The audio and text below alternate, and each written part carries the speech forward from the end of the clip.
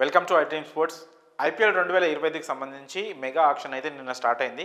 నిన్న దాదాపు 72 మంది ప్లేయర్లు అయితే సోల్డ్ అవుట్ అయ్యారు. అందులో ఎస్ఆర్హెచ్ మన home team Sunrisers Hyderabad మరి ఏ ప్లేయర్లని కొనుగోలు చేసింది, ఎంత కొనుగోలు చేసింది, ఇప్పుడు కొనుగోలు చేసిన ఈ ప్లేయర్లతో అలాగే రిటెన్షన్ ప్లేయర్ వీళ్ళందరినీ కలిపితే టీం ఎలా ఉంది అనే విషయాన్ని ఇప్పుడు మనం మాట్లాడుకుందాం. ఫస్ట్ అసలు ఎవరెవరిని ఎంత పెట్టి కొన్నది ఒకసారి చూద్దాం డీటెయిల్గా. ఫస్ట్ ఎక్కువ ధర పెట్టి కొన్నది ఇషాన్ కిషన్ని. దాదాపు 11.25 crores పెట్టి ఇషాన్ కిషన్ని కొనుగోలు చేసింది. ఆ తర్వాత స్టార్ బౌలర్ మొహమ్మద్ షమీని అయితే 10 కోట్లకు తీసుకుంది. అలాగే హర్షల్ పటేల్ను 8 కోట్లకు తీసుకుంది. అలాగే అభినవ్ మనోహర్ 3.2 crores అతన్ని తీసుకుంది. అలాగే రాహుల్ చాహర్ని కూడా సేమ్ 3.2 crores తీసుకుంది. ఇంకా ఆస్ట్రేలియన్ స్పిన్నర్ ఆడమ్ జంపాని కూడా 2.4 crores అయితే సన్ రైజర్స్ హైదరాబాద్ తీసుకుంది. అలాగే సిమర్జిత్ సింగ్ని 1.5 crores తీసుకుంది. అలాగే అత్వా తైదే ఇతన్ని బేస్ ప్రైస్కి 30 లక్షలకి అయితే తీసుకుంది. సో వీళ్ళందరినీ నిన్న ఆక్షన్లో అయితే ఎస్ఆర్హెచ్ తమ టీంలోకి తీసుకుంది, మంచి ప్రైజ్ ఇచ్చే తీసుకుంది. ఆల్రెడీ రిటెన్షన్స్లో ఎస్ఆర్హెచ్ ఒక సూపర్ స్ట్రాంగ్గా ఉందనే విషయం దాదాపు మీ అందరికీ తెలిసింది. అద్భుతమైన ప్లేయర్లందరినీ రిటైన్ చేసుకుంది.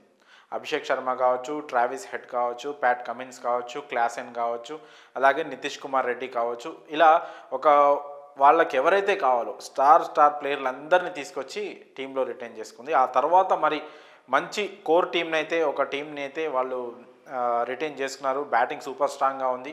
మనకి ఇంకా కావాల్సింది హెచ్ఆర్హెచ్కి బౌలర్లే. మరి ఆక్షన్లో ఎలాంటి బౌలర్ల పైన ఎస్ఆర్హెచ్ ఫోకస్ పెడుతుంది అనుకున్నాం. అయితే ఒక పర్ఫెక్ట్ స్ట్రాటజీతో అయితే కావ్య మారన్ అలాగే వాళ్ళ టీం మెంబర్స్ ఫ్రాంచైజీ మిగతా ఎవరైతే ఉన్నారో అనలిస్టులు కావచ్చు, అలాగే కోచ్లు, మెంటర్లు వీళ్ళందరూ కావచ్చు, ఒక పర్ఫెక్ట్ స్ట్రాటజీతో అయితే అద్భుతంగా మెగా ఆక్షన్లో ముందుకెళ్ళారు చెప్పాలి.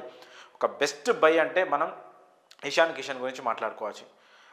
వికెట్ కీపింగ్ చేస్తాడు, అలాగే అద్భుతమైన బ్యాటర్. ఎలా T20లో ఎలాంటి విధ్వంసం సృష్టిస్తాడో మనం ఆల్రెడీ చూసాం.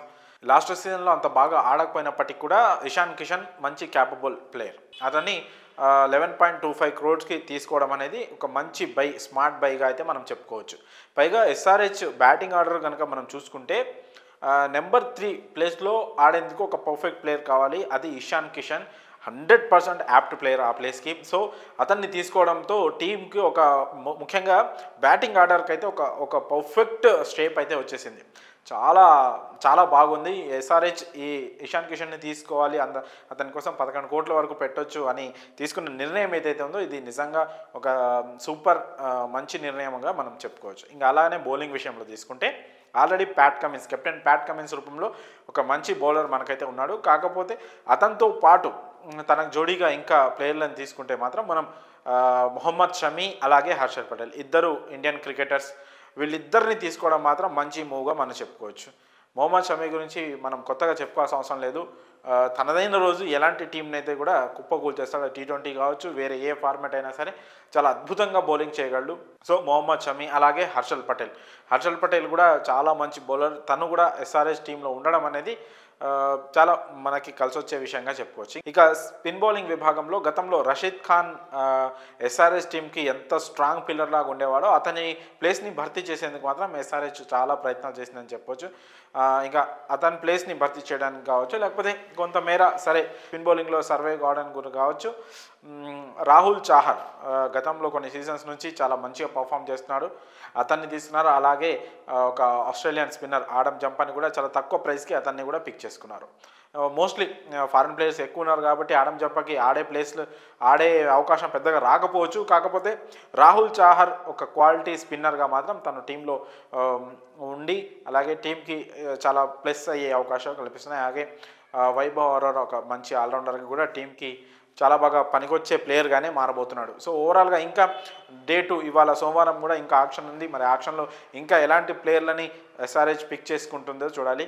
ఓవరాల్గా అయితే ఇప్పటి వరకు జరిగిన ఆక్షన్లో ఎస్ఆర్హెచ్ బై చేసిన ప్లేయర్లు మాత్రం చాలా మంచి స్ట్రాటజీతో తమకు కావాల్సిన కరెక్ట్ ప్లేయర్లను అయితే వాళ్ళు పిక్ చేసుకున్నట్టే కనిపిస్తుంది. బౌలింగ్లో ఇంకా బెటర్ బౌలర్ ఉంటే బాగుండు అనే కామెంట్స్ కూడా వినిపిస్తున్నాయి. బట్ షమీ, హర్షల్ పటేల్ని కూడా అంత తక్కువ అంచనా వేయాల్సిన అవసరం లేదు. వాళ్ళు కూడా ఎక్స్ట్రాడినరీ బౌలర్సే. కాకపోతే ఇంకా ఒక యంగ్ బౌలర్ ఉంటే బాగుండు అని ఫ్యాన్స్ అయితే కోరుకుంటున్నారు. కానీ ఇక్కడ ఇషాన్ కిషన్ పికింగ్ మాత్రం నిజంగా హ్యాట్స్ ఆఫ్ అని అనాలి. థర్డ్ ప్లేస్ని ఆ మూడో స్థానంలో వచ్చే ప్లేయర్ని పర్ఫెక్ట్గా వాళ్ళు సూట్ చేశారు. ఆ తర్వాత ఇంకా బ్యాటింగ్ ఆర్డర్ అసలు వెనుదిరిగి చూసాం. ఓపెనర్లు ఇద్దరు విధ్వంసం సృష్టిస్తారు. ట్రావిస్ హెడ్ కావచ్చు, అభిషేక్ శర్మ కావచ్చు, వాళ్ళ తర్వాత ఇషాన్ కిషన్ వస్తాడు, ఆ తర్వాత క్లాసెన్ వస్తారు, ఆ తర్వాత నితీష్ కుమార్ రెడ్డి, ఇలా మంచి మంచి ప్లేయర్స్ అందరూ సన్ రైజర్స్ హైదరాబాద్లో ఉన్నారు. లాస్ట్ సీజన్ చూసాం ఎలాంటి బ్యాటింగ్లో ఎలాంటి విధ్వంసం సృష్టించింది ఎస్ఆర్హెచ్. గతంలో ఎప్పుడు చూడని భారీ భారీ స్కోర్లని చాలా అలవోకగా కొట్టేసింది. పైగా ఈ హైదరాబాద్ పిచ్ కూడా బ్యాటింగ్ అనుకూలమైన పిచ్చే. సో బ్యాటింగ్ స్ట్రాంగ్గా ఉంటే ఇక్కడ మనకి చాలా అడ్వాంటేజ్ అవుతుంది. దాన్నే దృష్టిలో పెట్టుకొని ఎస్ఆర్హెచ్ ఆక్షన్లో ఒక మంచి స్ట్రాటజీతో అయితే ముందుకు వెళ్తుంది. ఇప్పటివరకు కొనుగోలు చేసిన మెగా ఆక్షన్ బైస్లో మాత్రం ఎస్ఆర్హెచ్ మాత్రం సూపర్ సక్సెస్ అయిందని చెప్పుకోవచ్చు.